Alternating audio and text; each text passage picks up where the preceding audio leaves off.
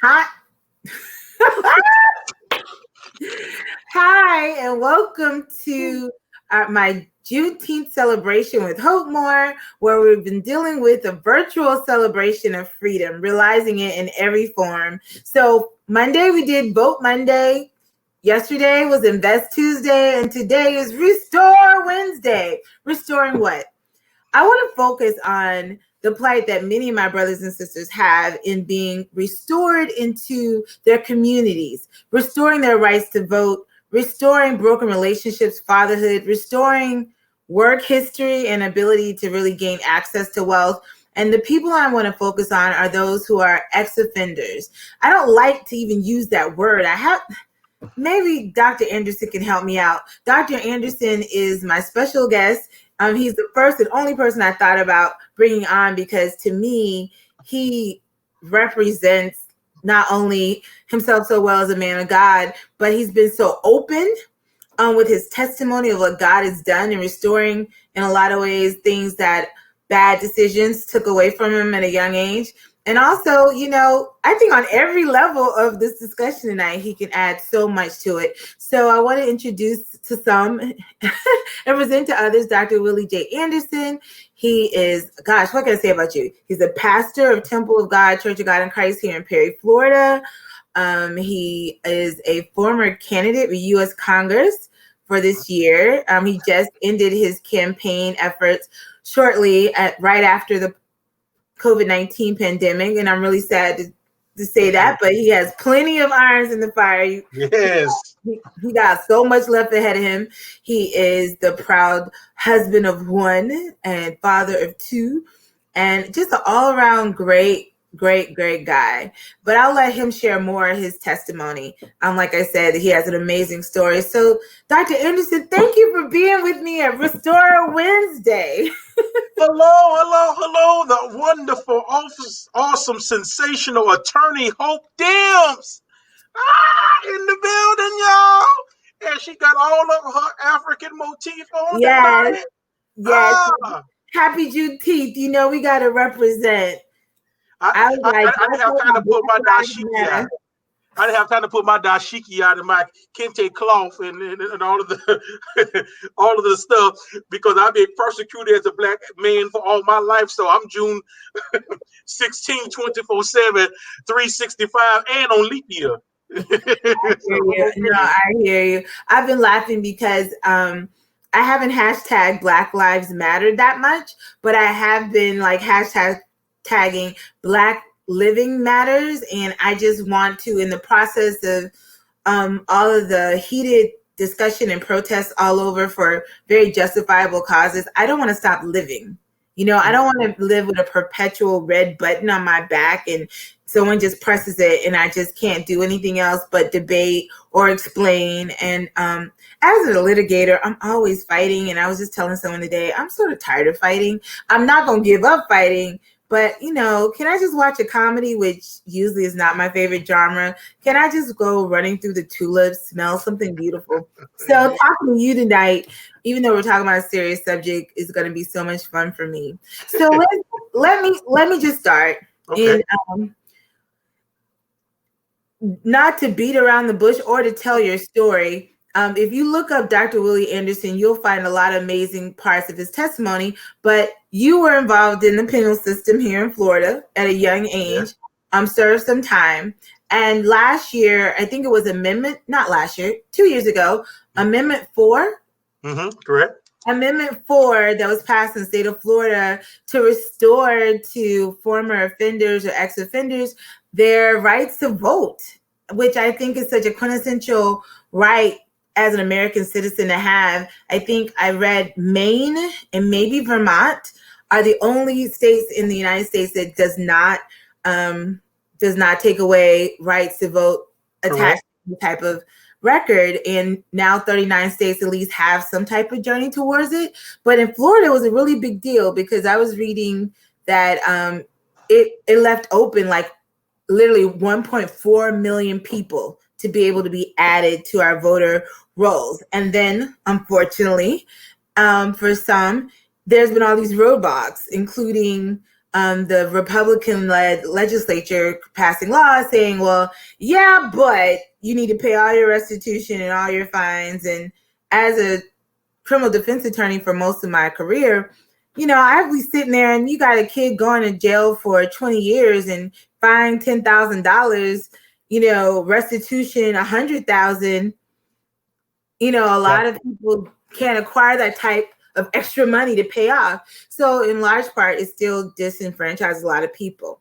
But my brother, Dr. Anderson, I think, were you the first one to apply? In Taylor County, I was the first person to go and get my rights restored. I was the first person in the county. I videotaped it. It's on my Facebook page. I broke down into tears. It was something that had been a hurdle that I was trying to climb before, as I was released from prison, and my wife and I were getting to save money because we was getting ready to go through the long process of going through the clemency board to get my rights restored.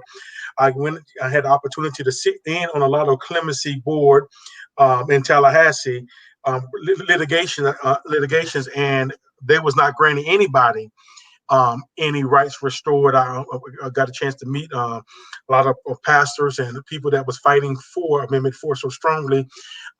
Meet them just listening. People who had been out for 30 years who had never done anything, and the clemency board would still not give them their rights back. It was unbelievable. And so when I started looking for certain attorneys and stuff, and they were telling me that you're gonna invest $15,000 to $20,000 into this, and you know it's gonna be up to the board. I mean, you're just gonna be hoping, wishing, and praying. So we began to I began to hit brakes and try to see how the voting was going to take place. And thank God that for our brothers and sisters in the state of Florida that saw when our voices were silent and our hands were tied behind their back, they went to the ballot box and said, it's time for that we show these people of the love and kindness. Scriptures does say the love and kindness have I drawn thee, and to bring them back to the table. Because I'm quoting one of my great inspiration is Andrew Gillens. He said, if you're not at the table, you're on the menu. And I was so happy that they came off. They decided to bring us off the menu and bring us to the table. Man, so powerful. That is so very true. I was so proud of you because you've been such an amazing community activist. And what did it mean for you, a person who, in a large part, was still having a seat at the table, whether you were invited or not? I think some of my reintroductions to you, even though I knew of you, was sitting in a city council meeting and you making it be known what your seat at the table was. You pulled up a chair. You may not have been. So what did it mean for you to be able to go through that process, having not seen or having seen the clemency process and what happened there, but like literally going in and getting that process? I know you said it was emotional, but and it may seem like it's self-evident. Why was it so important to you to go through that process when it was made available? Well, Oprah Winfrey has a phrase that she uses, says the aha moment. It came to me right before I got a chance to come into to be graced with your presence and meeting you. I was at a city council meeting and had one of the council persons, I'm not going to say his name, to tell me that I didn't matter because I'm not a voter. I don't want to hear from his exact words. It was in the newspaper. I don't want to hear from you because you're not a voter. He said it on the microphone. It was recorded. It was in the newspaper. And I went home that night and it bothered me so much. I don't necessarily say I cried, but it bothered me that I was considered as a nothing. And that what brought the tiger in me, that pulled it out of me, that this person considered me as absolutely nothing. And I am and I'm considered as a nothing. And my wife and I own property here in this county. We pay taxes. We know our money's being spent on their salary, but I am nothing. That pulled something out of me. I am a Sylvester Stallone fan, and he has a movie. My mind is running right now. He has a movie when he is doing hand wrestling, And right when he's fighting because for his son in the movie, not to go into all of that because I'm very loquacious, he tells the daddy at the end of the movie, who's a very wealthy man fighting for his son, he said, "I would have gave up if I knew that you saw me as something." And that kind of pushed something inside of me. And that what made me go to all the city council meetings and the school board meetings and the county commissioner meeting. I wanted to know. And even if you thought I was nothing, I'm going to sit up and listen to everything. And every time I had opportunity to say something, I'm going to talk about the talk. I'm going to make sure I'm there. And that will infuse my passion to be the voice for the voiceless. And when I was able to sign that paper and and and know that I was the first one, but it really didn't dawn on me until in the mail when I got my voter registration card. Man, that took me to Pluto. And it was a moment of, and it's going to sound kind of crazy to other people, probably not to us, because it seemed it was like our ancestors were saying, "You got the power now." It was like, okay, it's it. And I could not wait to get back to the city council meeting. I mean, I could not wait. And I came back to the city council meeting, had my voter registration card in my hand, and now, my voice was back there again. And that kept me. I didn't want anybody to feel like I felt. As a community, and I don't call myself a community activist.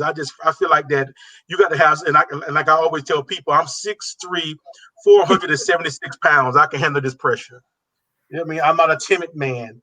I believe that as I started, although I was born here, I did not live here in Perry.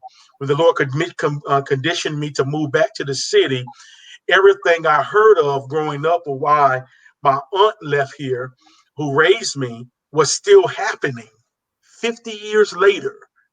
50 years she had left the city and she just moved back here. 50 years and it was still happening. And it bothered me. It bothered me. And as I started working in the community, pastoring my little small church right there on Jefferson Street, I thought I was coming to, most preachers get into ministry thinking that you're going to be mega. You're going to you getting ready to walk on water, eat bullets, and defecate ice cream. And, you can do it all. And I was in position to listen to people. And everyone I talked to was saying that the frustration they had as a race, as a people, was that no one was listening to them or no one was hearing them. And when you're talking to people that are not listening to you, you either stop talking or you start whispering and you start being frustrated. And that's what we're seeing in our country right now. We're seeing a frustration. And just like a hot water valve on a hot water heater, once it gets to a certain point, you hear the explosion. And the problem that we're seeing so many people coming to the table, leaders in our communities are trying to figure out, I said, Oprah, we're listening to where do we go from here? The problem is after the explosion, a lot of time we clean up the mess and we move on. Yeah. And that's the reason why it keeps reoccurring, because just because the mess is cleaned up and we're replacing with some new a new thing, and that's not going to work. It's time for us to do something totally different. And that was my inspiration of running for U.S. Congress. African American man, one strike. They tell you this here. African American man, convicted felon, 2 strikes, and a Democrat in a plus Republican area. Now, people always told me that you say, Dr. Anderson, you're not a Democrat, you're just not a Republican. I say, what am I? Because my thing is people over party. It's not about just you're voting just because everybody, but we're not going to get into the politics of it. That was one of my reasons of running, because I want to come to the table and be able. A lot of times, I am for term limits in office, because a lot of times we have people that represent us that have not been among the people, and so long until they don't know what's going on. Then we need some fresh eyes, fresh voices, even in our leaders in our party. I was listening to Reverend A.R. Sharpton, who I am a very, very big fan of. They've been fighting for 4 decades. It comes to a season that you need some other young men, some young blood to come up and stand up and be what they were to take their place, or not necessarily take their place, and to come. I am a supporter of the Black Lives Matter movement. Although that I may not post, Black Lives Matters and stuff, because I'm Black and my life matters every single day. Yeah. So that catchy phrase is for, most of the time, is for other races who don't understand. I understand. So every single day I get out of bed, or if I'm moving around and I see a cop, one of the things, and I'm going to stop talking, hope, and let you go ahead. When I was running for office, I was approached by a lot of my white brothers and sisters, and they had a list. They say, well, you're a Black candidate, we're supporting you, but these are some counties and some cities that you can go to because you're Black.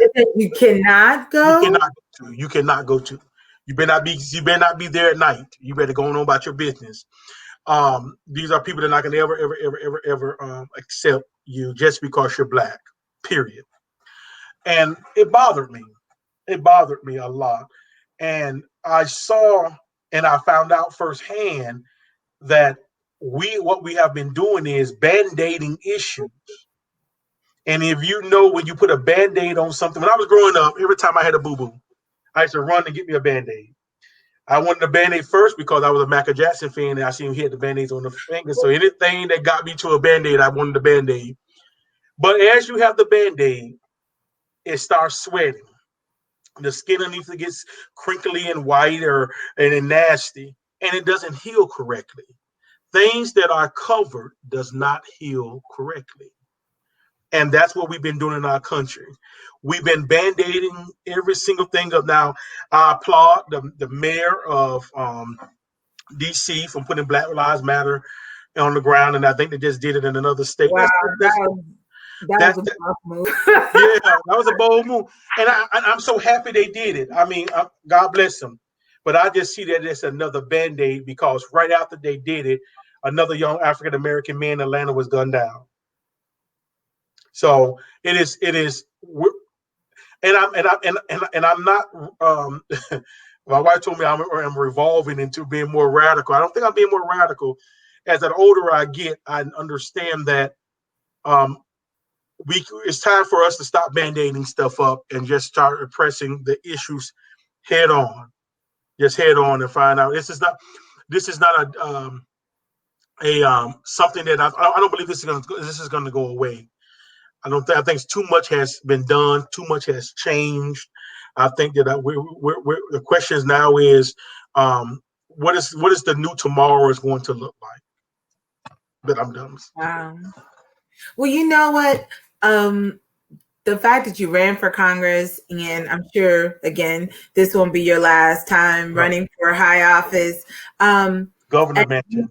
Hey, come on now. Just a year before, you weren't able to participate in the very vote that restored that right. And then when you got it, you ran with it with all your might. I'm just like, do you think that there are other young, old, talented, business-minded former offenders who have the same capacity as you, and if they were given that right back, would also just work hard to maximize their freedom and not just being able to vote, but to run for public office, to take their civic responsibility to another level? Or are you just special? No, I'm not special. I am very upset, and I said this 3 or 4 times when I was campaigning. I'm upset with all the felons. You had 1.4 million to 1.5 estimate convicted felons in the state of Florida, and you only had a couple of 100,000 people to get their rights restored. I'm upset that more people did not max out supervisor of election officers to sign up and let their voices be heard. But I understand the tactic now that took place. A lot of times when you're in the midst of confusion, since you have already been beat down, ostracized, pushed to the corner so many times, I'm in the midst of the confusion with the Republican Party, not necessarily all the Republicans, but the Republican Party trying to put a muzzle on who can vote, put the poll tax on, all of that, what they tried to do. Yes. The Supreme Court knocked down. I think in the midst of the confusion, some people just did not know what to do or where to go, or was this really going to be fine? I was looking on social media, they had an article saying that if you did file to get your rights restored and old stuff, they can press criminal charges against you. And so all of that stuff, all the midst of the confusion scared a lot of people. What I am so excited about now is that they're getting the right information out there. And I would love to see the numbers shoot up to 1 million people have registered to vote. Yes. When you want stuff to get done, and I really believe we're gonna have more. It's gonna join the fight. What happens? I don't know. See, you're a pretty young lady, Attorney Joy. No matter what people think about you, you're pretty. No matter when you fight hard, sometimes you and I heard you say at the beginning, you want to rest. And when you have been beat down so hard, sometimes we want to rest. What happened with me was, people who believe in zodiac signs, I'm a Virgo. There's no rest for me. When I tell my wife I'm going to rest when Miss Nellie come pick me up. That's the funeral home director. That's what I'm going. I'm going to keep on fighting. But I really think it's as the right information get out of our brothers and sisters, realize that they still have a voice. They can still come to the table and still run for public office. It was so funny. It was so funny many years ago when I was researching about running for public office as a convicted felon. Was so shocked at how many people in DC are. Oh, you don't even have to go to DC. Some beloved county commissioners was doing high crimes. And I'm like, how is it they were still reelected after? Okay, that's interesting. So that's interesting that, Taylor County, Florida. Yeah. Have, the famous mayor who was caught with prostitutes and crack cocaine. But one thing, and yesterday when you and I were talking, I was, this one thing always comes to mind, especially for people who have any objections to ex-offenders. I don't like that word. We need another word. I don't know what it is. Maybe people of record. I don't know. I don't people under state supervision, because I'm like, if it is a true belief that anyone who's committed a felony is not worthy or qualified for participating in elections, then I believe, regardless of whether found out or arrested, that no illicit drug user be allowed. I don't care if you did it once in college. You shouldn't be allowed to vote. I mean, literally, there's so many people who have drug felony possession charges, and that themselves 3 times, and they dealt with a long sentence. And I'm just like, that's not fair. And although this is not a discussion about over policing of Black people, but there's a lot of reasons for the fact that we have so many people disenfranchised through this process. And so I just think you're such a victory story. And listen, I wanted to quickly, with the time I have left, to talk about, as we celebrate Juneteenth, which is such a powerful example of how, regardless of what laws are passed, there's still an execution to it. And the fact that over 2 years have passed, and the in bondage people of African descent, to find out 2.5 years afterwards that they were free in Galveston, Texas, how amazing that must have been. And so I guess this week my focus has been realizing the fullness of freedom, because I think there's parts, like you're saying, why wasn't there 1 million people the next day? That there's so many parts of freedom that we all can embrace and make ourselves more aware of, that we haven't taken advantage of for whatever reason. And so one of the things I want to talk also about, and it's related to people with a record, is restoring or assisting people who are re-entering the community and finding gainful employment, because it affects the whole community. And it's so punitive, the idea that because you have a record, and because a lot of employment applications ask, have you been in jail, even if their position has nothing that would be related to public trust or integrity, that it sort of relegates a number of people to subpar or undervalued work for the rest of their life. And that's only if they choose to still stay there. I mean, a lot of people just decide they're going to live, you know, in a hustle, however they got to do it. But it really hurts when it comes to generational wealth building. What are your thoughts in ways, or even what, if any, your experience have been in trying to pursue? I mean, you're an entrepreneur to your heart, so I'm sure you got a lot of things in the fire, but just the practical side of like how those who are re-entering the community can get some foothold regarding, you know, wealth building and work. Well, what I do is when I'm mentoring my young men, which I have about 3 of them that has left incarceration that I met in incarceration. I want to get gentlemen in Gainesville, Florida. The first thing I told him is do not try to be perfect. I said, do not come off as you're walking on water. Don't try not to do that. Come off and be you. When I first got out of incarceration, what landed me my first position is because as I was talking, the lady was like, I mean, you remind me of my cousin. And so as I'm talking, I'm like, yeah, everyone messed up. Everybody got somebody in their family that messed up. I said, so what do you do to those people that mess up your family? You can't pick and choose your blood. What you do is you give them an opportunity. You give them a chance. And that was my first time. When I first got out many years ago, was just me being me. Don't try to sit there and act like that you're going to put it on a front. I used to tell them all the time. I say, when you're in the street, you got what they call street sense or street smarts. You can detect BS, and I'm a pastor, so that means blessed Savior. You can detect that type of stuff. I said, when you come to the table, be real, be real.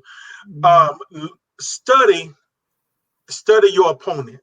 I'm a chess player. Every time I went to choir, even with me running for office, I never go just show up at anything without me checking everybody out, who I could check out. If I go to a meeting, I just don't show up. I ask questions. Who is going to be at the meeting? Oh, such and such. And if I know them, I call someone that think they know them, and I want to know what the people are going to have on. I want to know the setting. I want to know, because I want to make sure that I'm coming on the top of my game. Chess players play 3 to 5 moves in advance. When you already know you're already fighting with one hand behind your back, you better come with your A game. There are jobs everywhere. My biggest pet peeve to hear people say, so they're hiring everyone, they can't get a job. No, what happens is they're coming and they're not prepared. They're not prepared. Me being a business owner for many years before and after, I can tell when people are confident in what they're doing. I can pay attention. I can. It's like a sin on you, or that may sound kind of crazy. When people walk into my office, I know if you're hungry or not. I know if you really want this or not, or you're just doing it because your PO officer told you to come with the list, or you going back to jail. You're not going to be here. Signatures and get the signatures and stuff. When you came, so that's what I tell my brothers is that when you come out, be you. Be you. Try not to, and most important, to make sure that the first impression that people have of you is the real impression of you. Everywhere, people who know me, their first impression of me is I'm tough, I'm hard, I'm outspoken, I'm rough. And then after they get to know me a little while, I said, well, you're not as bad as I thought you was. And I said, but I want my first impression to be I'm not coming to play games. Okay. Too much time has been passed. And when you come there, and my last bit of advice, and I pray to God that this goes viral, is stop having the chip on your shoulder. Don't have a chip on your shoulder. One thing that released me from personal demons, and I know this is not a religious forum, but released me of personal demons was I took accountability, even if it was a lie they did on me. Even if there's evidence was not 100%. I used to look at over my legal work when I was locked up and say that was a lie. Why did they have to tell that lie? But what happened was I forgave it.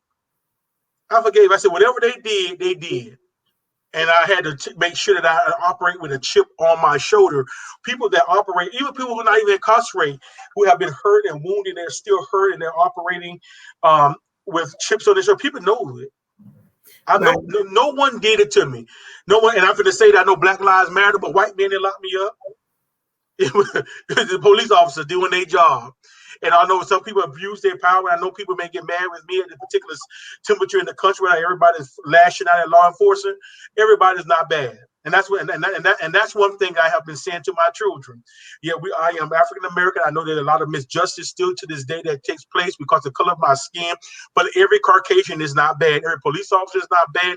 Everybody wearing blue is not bad. Everybody wearing green sheriff is not bad. I said you have to make sure that you present yourself as the best that you can and let the chips fall where it may. And when you operate like that, I believe that you can bounce back. I have never, ever, no matter how many times I have been incarcerated, how bad my record has been, has went on an interview and have not got a call 2 or 3 days later says everything I'm reading saying don't hire you, but it's something about you. And I always got a job. I always have had it. And the crazy part, I got management jobs that paid money. Because I made sure. And when they did, they got the rule and you're not allowed to ask about their background. I always brought it up because I said, "Why? I have nothing to hide." Yeah. I'm like, I know you're sitting back and wondering, like, how can a good-looking man like this, with all this education behind him, that's proven, and it wasn't on the internet, I got transcripts, to have all this education, end up in jail? And I go straight into telling them what the lick read. And before they know it, they're fascinated. They're asking questions. We're sitting there, got my leg crossed. They're asking me, I want something to drink. Yes, a Coca-Cola, please. And before we know it, we're in this thing. When you operate, when you set accountability, and that's the one thing that we have been wrestling with as mankind, is accountability. Again, everybody know I'm a pastor, and that goes all the way back from Adam when he made a mistake. When him and Eve made a mistake, and the Lord Yahweh asks, Adam, where art thou? And he said, that woman that you get, that wasn't even the question. He shifted blame off the ripple. Right. And we've been doing it ever since. And when we started accepting accountability for what we're doing, what we have done, or what we are doing, then we can see that measurement of grace being bestowed on us, that supernatural favor to be implemented and induced inside of us, and we can see a bigger change as the people. If I had one thing to say, as I'm coming to a close, to the movement that's going on around the country, to the temperature, it's to step back, look past you, and see the big picture. Look past yourself. All the deluding that is happening. I know this is not that forum for that, but it's breaking my heart. It's breaking my heart because the problem is, if you just look at just the basic statistical data, the ones that working at Wendy's, those that don't have college degrees, most of us are immigrants. So that means you burn down the Wendy's, and I understand the jobs. Yeah, we got people that ain't getting no job right now. You got people that ain't getting no job, and you got that Rona out there. Come on, man, come on. Step back. And we having some of our African American leaders are standing up, and because a lot of when it first started taking off with the George Floyd and stuff, a lot of them kept silent. They just sat back and just chilled a little bit. But now they're stepping up and saying, let's just step back and look at the big picture, and let's continue to fight. Because one thing in this day and age, the things are not, one of my son, I like Western movies, and I'm finna stop talking, Hope. And I like Charles Bronson. And we was on Facebook, he was just glancing at Facebook, or you're leaning over my shoulder, and he says, this is almost like the Wild Wild West. And I had to tell him, I said, that was a different time in the season. I said, what we need to do is we need to step back and look at the big picture. The big picture. I am not a Donald Trump fan. But one thing I do applaud him for was what he signed to try to bring some police reform. I got a chance to read as much as I can on it. I know that was a hard pill. I know that somebody could have twisted his arm, but whatever they had to do to get it done, we started to see the wheels a little bit in motion to fight for us. And us does not mean black. Us mean all of us. All of us. I'm so glad you said that, because even as I talk about Restore Wednesday and Vote Monday and Invest Tuesday, it's all of us. The freedom that came from the bondage African people didn't only free us, I think it freed America. And then there was a lot of things that were taken as a result of that with people who were disgruntled about it. But it's like, you know, when you hold people captive, what kind of captivity are you walking in? You can't just think that everybody was drinking mint tulips and singing old Dixie. I mean, and you know history. A lot of white people did own slaves, but they supported the institution of white supremacy. But those are all very good points, particularly in accountability. And that's going to bring me to my last restoration point today, dealing with restoring fathers. Now, one of my pet peeves during a lot of the discussions about Black Lives Matter and social injustice and police brutality and over policing Black folks is that some of my often well-meaning white friends were like, well, what about fatherlessness? And I'm like, you need to understand that your white privilege makes you feel like you get to change the narration of what we say is important in this moment. It's like, and I use this imperfect analogy, but it's like, I'm telling you, you're choking me because maybe you don't realize I can die from that. And you're like, well, you have diabetes and overweight. You can die from that too. It's like, that is a whole different issue. Like when people are pushing breast cancer awareness, you don't hear people say, well, what about prostate cancer? So in all that, it's still though, when I think about restoration needed in our community and the plight of so many, especially Black men and families, has been the lack of available fathers. Because we have fathers. These children are being seated and sired by somebody. But I think there's like for so many men, and I say this as a woman who has taken on a nephew for a while, and a lot of people criticize, like, you can't teach him how to be a man. I was like, I'm not trying to teach him how to be a man. I just want to give him opportunity to just live and be productive in a society that already expects that he's going to mess up his life. So I think there is a lot of men who desire to be involved in a better father to the children that they've helped produce, but they don't either have role models or there's other things that are distracting them because they already feel like they're a failure. And so when I say restoring fathers in this Restore Wednesday, I don't want to even talk about like make America great again type of romanticism of the past, but it is something to say that in the 70s and 60s, we had, you know, almost 80% of all Black households had a man and a woman in it, a husband and a wife. And now that's totally reversed at about 75 to 80% of Black families are headed by a woman. And I know that doesn't mean that a father is not around some kind of way or being even a good co-parent, but I think it's an extension of the over-policing of Black communities as one of the reasons why we have so many men who are likely under some type of supervision that affecting their ability, desire, or even maybe their own sense of worthiness to be a father.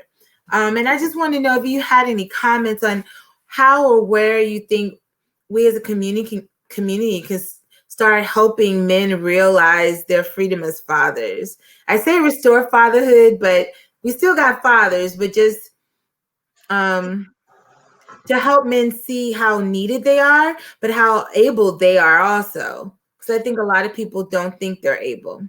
Well, let's go back. Let's back this thing up just a little bit. Let's go all the way back. And the problem is, what happened is we lost 2 decades of men, Black men. In the early 90s, when the drug laws with George Bush, the father, was the president, they put zero tolerance on drugs, and they started locking up everybody and their daddy. They were locking up everybody, and they were giving such a long, extended prison sentences. So we had 10 to 20 years, 2 decades of boys raising themselves. The issue is now is that, and I'm something that I am doing a secret study on. I'm just letting you in. I'm writing a book because I'm asking questions as I've been going out into the streets for the last 3 years. I took my prison experience and I took notes and I sent them home. My mother saved everyone, and I'm looking back over all of my notes of people, because when I got incarcerated, I was not raised in let's say in the ideal spot of I was going to go to prison, because at a particular time when I was incarcerated, my whole high school year I made a newspaper 42 different times. I won Do the Right Thing for the Miami Herald newspaper, the Sun Signal. I got so many articles. When I was in school, President of Student Government, I was the first Black SRC to the Broward County School Board. As a student representative to the committee. I sat next to the superintendent for 2 years, listened to everything that went on the Broward County School Board, and was the voice. I was not allowed to vote. I was a voice for the whole county, the third largest school district in the state of Florida. And now you find myself locked up after, going to college and so on and so forth. So I didn't meet the profile of being incarcerated. So as I was locked up, I began to ask multiple questions to people, older men, younger boys, on what led them to this particular spot: drugs or stealing money or robbing, and all of that come in the same cluster or bag of stuff. So they lock all of the men up. So then you had boys among themselves raising each other off of legends they heard of their old men. Mm. So that's why when you hear people say, and I don't know if you ever heard men talk, boys talk and stuff, they saw some, your father used to be something in the street. Your uncle used to be such and so. What's your name? What's your daddy? And he got all that time. So they raised themselves not knowing on fantasies of their old men. So now we have, as the drug game is almost over with, I tell people when they get out of, when I go to the jailhouse, the drug game is over with. I said, even you look at the statistical data, people that get drug charges, the numbers are so low now, is because now that you're getting more charges for other things you're doing. White collar crimes are going rapid right now because the drug game is over. Not too many people are walking around with nicks of dope and brown bags of marijuana no more. That's over with.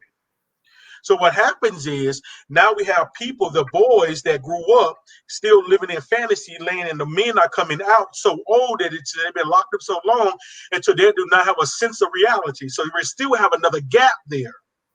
So that's why we have them not standing up to be fathered, because first, just because you have a baby do not make you a father. So that means we have 2 decades of a big gap of men that are men now that are acting like boys. That's the reason why you have 35-year-old men with pants still hanging off their butt, because they're raised by their peers. And if you sit at your father's church one night and put a pair of binoculars, and you'll see the boys, the men who are men now, 35, 40, my age, are still walking around in the same cluster, because these are the same guys that raised them. Their first encounter of manhood was with them.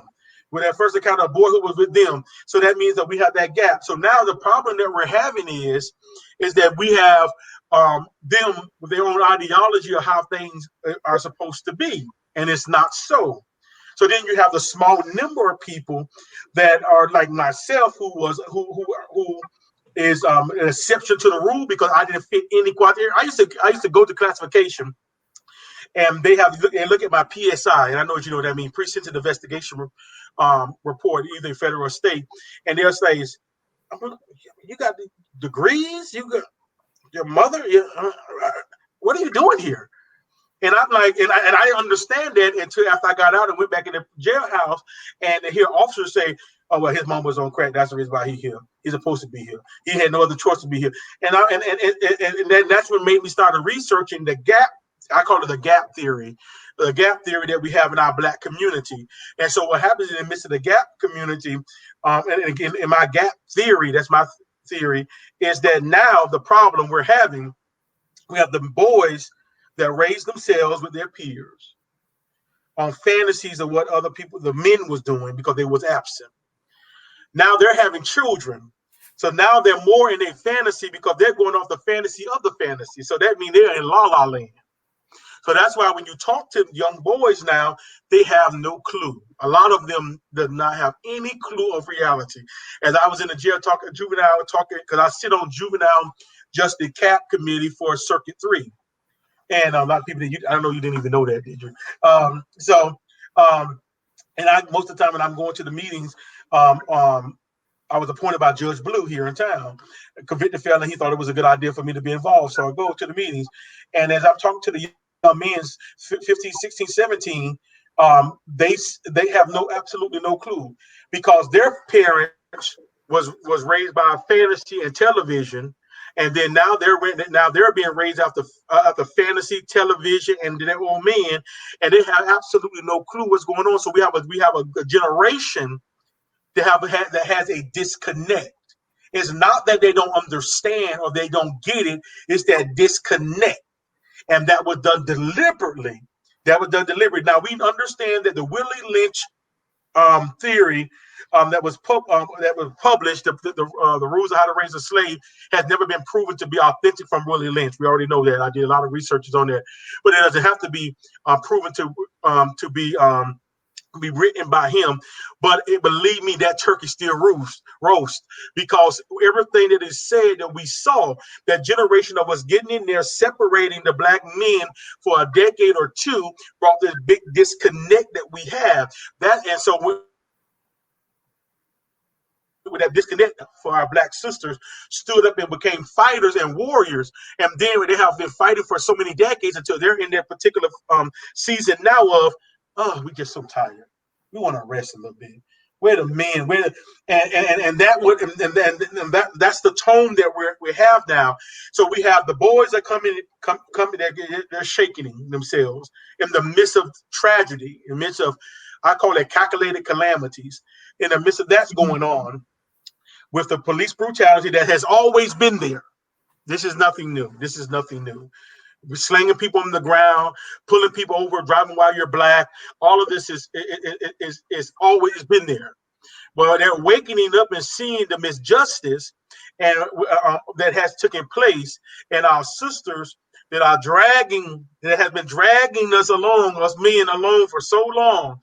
I have it's a famous picture of an African American woman have a baby on both breasts and the other one in her arms. She's dragging along, and that's what's been taking place. That's been taking place. I know a lot of men don't want to admit that, but if you truly look at our African American leaders, you can see a handful of men. And then I told my wife the other day, I said, but you have a slew of secret assassins in the back, and those are the mothers that push, that said they weren't going for it no more. The ones that pushed. And I thank God that I know that my mother, who was a drug user, my aunt, in the midst of however the level of success that I have raised, even my education, she always told me, you get out of here. You get out of here. You're not laying up. You're not looking around. You get out of here. When I walk across the stage, she said, either you going to FAMU in Tallahassee or you packing your bags, because ain't nobody laying up for free, because I don't lay for free. And so that's what we had that wave of mothers that push. This old phrase, I'm getting ready to stop talking. The old phrase of we stand on the shoulder of a giant. And I have something I say about that. I said, we do stand on the shoulder of a giant, but they were women. Our women kept us together. Our women pushed us. And if you and I'm a numbers person, if you just look at the sheer numbers of the men leaders and the secret women that was in the behind the scene that push, and everything that we have in our country, even for our rights being restored, remember, it was Fannie Lou Hammond that came back up on this. I'm sick and tired of being sick and tired. It's almost funny that you mentioned her. I almost put that T-shirt on, my Fannie Lou Hammond T-shirt. And it was people like this, because a lot of times, and I'm gonna I know I stutter when I don't want to say something, but I'm gonna say it anyway. When I watched Roots for the first time, and they hit Toby and said what his name was gonna be, because they hit Cooch and said your name gonna be Toby. I said, if I was in the crowd and I would have heard that whip and seen that blood gush, I would have been like, hey, Toby, I don't want no problem. I don't want no problem. But what our black sisters did, because while they was trying to break the men down, the women was gathering strength. if you look at it, while they were beating the brothers down, the women was getting strength. Our race, and I'm going back to African American people, is built on strength. It was a poem that I learned to recite many years ago. I won an award for it called Black. And it goes similar to something. Black is the color of my race. Intelligent, strong, and courageous are the essentials of our case. We have survived the worst of weathers, a sea of separation from our families, a hurricane abuse upon our backs, and a tornado of death because we refuse to bow. But through the worst of weather, we have stood on strength. Strength that says I am that I am. You could take away my right to teach my son. You could take away my right to run, but you cannot take away my M1 will to survive. My M1 will to succeed to survive. Most importantly, you can take away the fact that I'm black. I'm black. I'm black. Now, I haven't recited that point in probably about 30 years. But one thing about it, what always pushes me is to realize that no matter what we have been through, we always gather our strength from our ladies. Our ladies. My wife and I lay in the bed at night, and I was telling my sister, I said, no matter what I'm going through, even when I'm going through calculated calamities and the enemy fighting, I feel like giving up, I can feel her little hand touching my back, and I know that she's praying for me. I know that she's pushing me. I know that we doing it. So as whatever we're doing, celebrating today, I celebrate my black sister, not because you got your African motifs on, because I realize I would not be as far as I am today if it wasn't for a sister that pushed me and pulled me along the way. I'm done. Drop mic. Thank you so much for your time. I mean, there's so many great morsels in there. I mean, in our discussion, I've heard clearly take advantage, be the first one to take advantage of the restoration of any right, especially ones that have been taken so unfairly from you. I heard accountability, admit that you're wrong, don't have a chip on your shoulder. And it sounds like basically show up in a way that makes you unforgettable. And lastly, I love this. Oh, I can't wait to read this book. That's a very interesting concept of like the being fathered by fantasy, and then the fantasy of fantasy. I'm like, ooh, that's really deep. And just the identity of like who are raising our sons to even know what fatherhood is. But at the end of the day, the strength of our mothers and our sisters and our grandmothers have held us together, men and women, throughout centuries. And I don't think it's just particularly to Black people. God made us help make for a reason, right? But strategically separating men from their families was once, emancipation happened, even during Reconstruction, that had been a tactic to continue to separate us. But that's why like Black people, even on large part, have these big reunions of family, because we realize like that is a blessing to gather.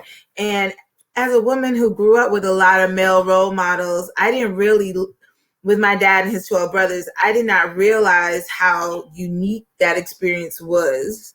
And I've even been told by certain people I've dated, like, you could tell you had a daddy. like, I don't need you. My daddy, I got my daddy. You'll do whatever, And I'm sure your daughter has the same, so like, Joker, I'm not desperate for your love. But at the same time, I'm excited that as, the issues of not just police brutality, but injustice is rising up. And I thank God for that, for people to be more aware. A part of it also is on us to help restore ourselves. Like no one can, well, you know what? I say restore ourselves. But God is the only one who can restore. But when God opens the door, maximize it. Just because, a person may not have had their daddy, that doesn't mean that you now can just abandon your children as an excuse because you didn't have one. Just because you made some stupid decisions that landed you in jail doesn't mean that you will forever have an excuse of not succeeding in life. And just because it's hard doesn't mean that you can't get work. It just means that you have to show up prepared and more on your game, and you are not the system. And I just think that's a restored mind, if anything. And hopeMORE is a Christian-based organization. Okay. So, yeah, I mean, we can preach, we can go live, we can dance, we can preach, But because we understand that, like, there's only one thing that can help transform your mind in a way that's eternal is the word of God. Amen. And so even as the people, and thank God that more people in the church are speaking up, we have to remember that we have to reiterate the weapons of our warfare are not carnal, but mighty through God for the pulling down of strongholds. So while we fight, and I love what you're saying, like even the Black community, all these Black male leaders, even during the civil rights marches, it may have been the men up front, but it was the women at the churches praying and fasting and crying out to the Lord to protect them. And that's the one area that I hope is reclaimed as people are going to the streets. It was always strategic. Martin Luther King was actually criticized a lot because he just didn't get up and go yell somewhere. Nope. It was strategic, and it also had a prayer covering, and it had a stop and start. It didn't just, but not to treat him like God, so everything he did was perfect. But I'm just saying, amen to everything you shared. So I'm excited. Like I said, I can't wait to read your book, Dr. Anderson. Thank you for being here on Restore Wednesday. And I look forward to it. We already stuck together in life anyway, even if I'm on the phone calls to decompress after long, crazy days. But there's some things that I've been working on the pipeline that I can't wait to present. I just want to make sure there's enough resources to assist. Because the one thing I think the Black community is tired of is being overpromised and underdelivered. Yeah. But as it relates to like helping people get their rights restored and understand the process, I look forward to maybe partnering with you in how we can not just get the word out, but some practical applications to how they can get their rights back. So thank you so much. This is Restore Wednesday. I'm your host, Hope Demps, with special guest, Dr. Willie J. Anderson, Jr., DD, Doctor of Divinity, and this is hopeMORE. Thank you. God bless you. God bless you.